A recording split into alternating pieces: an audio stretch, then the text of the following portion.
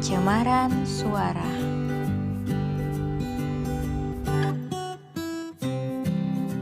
Pernahkah Anda mendengar tentang pencemaran suara? Ya, suara juga dapat menjadi suatu bentuk ancaman bagi makhluk hidup, termasuk manusia.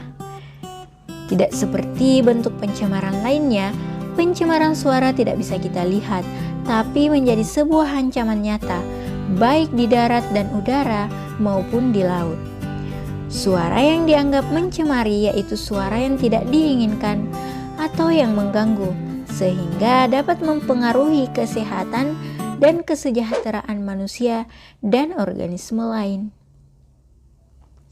Polusi suara adalah keterpaparan rutin pada tingkat suara yang tinggi yang dapat menyebabkan efek buruk pada manusia atau organisme hidup lainnya. Menurut Organisasi Kesehatan Dunia atau WHO, tingkat suara yang kurang dari 70 desibel tidak akan merusak organisme hidup, terlepas dari berapa lama atau konsisten paparannya. Namun, paparan selama 8 jam setiap hari di dekat jalan raya yang sibuk yang melebihi 85 desibel dapat memberikan bahaya. Jika Anda bekerja selama 8 jam setiap hari di dekat jalan raya yang sibuk, kemungkinan besar akan terpapar pencemaran suara lalu lintas sekitar 85 desibel. Nah, penyebab utama pencemaran suara yaitu lalu lintas. Kebisingan lalu lintas merupakan penyebab pencemaran suara yang paling berpengaruh di kota-kota. Sumber kebisingan bisa berasal dari klakson mobil yang menghasilkan sampai 90 desibel dan bus yang menghasilkan 100 desibel. Lalu lintas udara. Selain di jalan raya, kebisingan lalu lintas juga terjadi di udara. Meski jumlah pesawat yang terbang di atas kota lebih sedikit daripada jumlah mobil di jalan raya, tetapi dampak yang dihasilkan lebih besar, di mana satu pesawat dapat menghasilkan 130 desibel. Situs konstruksi gedung dan tempat parkir, serta pekerjaan pelapisan ulang jalan dan trotoar dapat menjadi penyebab pencemaran suara. Salah satu contohnya adalah bor pneumatik yang dapat menghasilkan suara hingga 110 desibel. Aktivitas malam. Bar dan restoran juga dapat menghasilkan lebih dari 100 desibel. Ini termasuk suara bising dari pub dan klub. Hewan juga menjadi penyebab pencemaran suara. Suara yang dibuat oleh hewan memang tidak diketahui, tetapi anjing yang melonglong atau menggonggong misalnya dapat menghasilkan suara sekitar 60-80 desibel.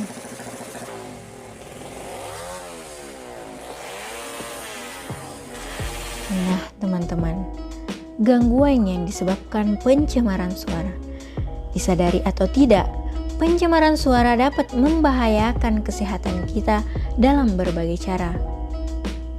Salah satu gangguan yang bisa muncul akibat polusi suara yaitu hipertensi.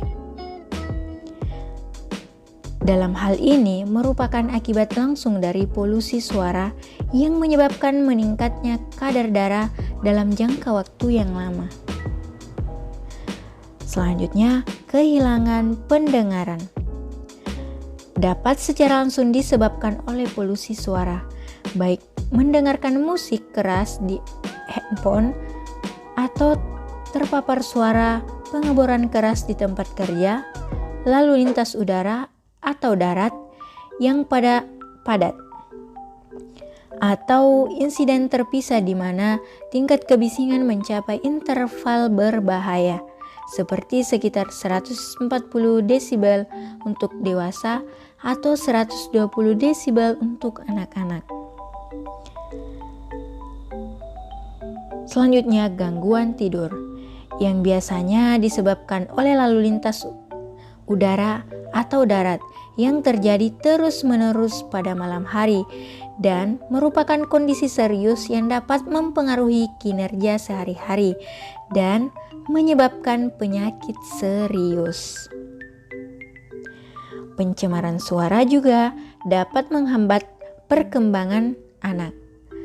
Anak-anak tampaknya lebih sensitif terhadap polusi suara, dan sejumlah penyakit terkait polusi suara diketahui mempengaruhi anak-anak, mulai dari gangguan pendengaran hingga efek psikologis dan fisik. Selain itu, anak-anak secara teratur menggunakan pemutar musik dengan volume tinggi berisiko mengalami gangguan pendengaran.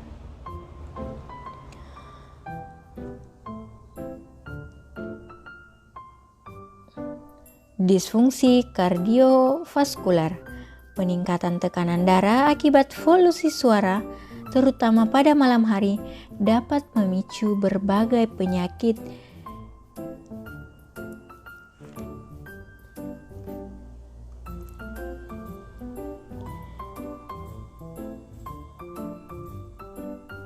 demensia. Meski tidak selalu disebabkan oleh polusi suara, tetapi permulaannya dapat dipengaruhi atau diperparah oleh suara.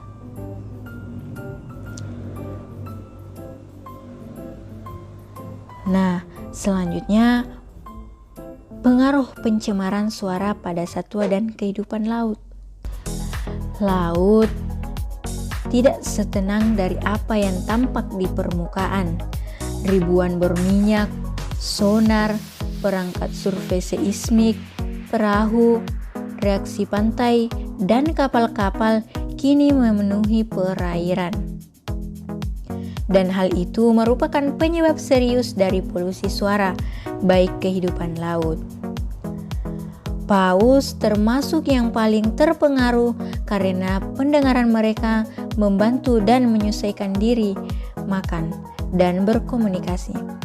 Adanya polusi suara dapat mengganggu kebiasaan makan, pola reproduksi, dan jalur migrasi paus dan lumba-lumba, dan bahkan dapat menyebabkan pendarahan dan kematian. Selain biota laut, hewan darat juga terkena dampak pencemaran suara berupa kebisingan lalu lintas, petasan, dan lain-lainnya. Di udara, burung-burung menjadi korban pencemaran suara akibat peningkatan lalu lintas di udara.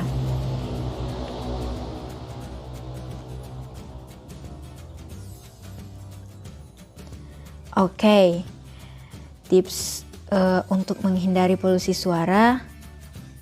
Untuk menghindari paparan pencemaran suara, beberapa tips. Yang pertama, kenakan penyumbat telinga setiap kali ada suara bising yang terlalu tinggi. Yang kedua, pertahankan tingkat suara sekitar 35 desibel di kamar tidur Anda pada malam hari dan sekitar 40 desibel di rumah Anda pada siang hari. Jika memungkinkan, pilih daerah pemukiman yang jauh dari lalu lintas padat. Hindari penggunaan earphone dalam waktu lama, terutama level suara yang tinggi. Dan jika memungkinkan, hindari pekerjaan dengan paparan suara yang lebih tinggi. Oke teman-teman, cukup sekian video kali ini. Semoga bermanfaat.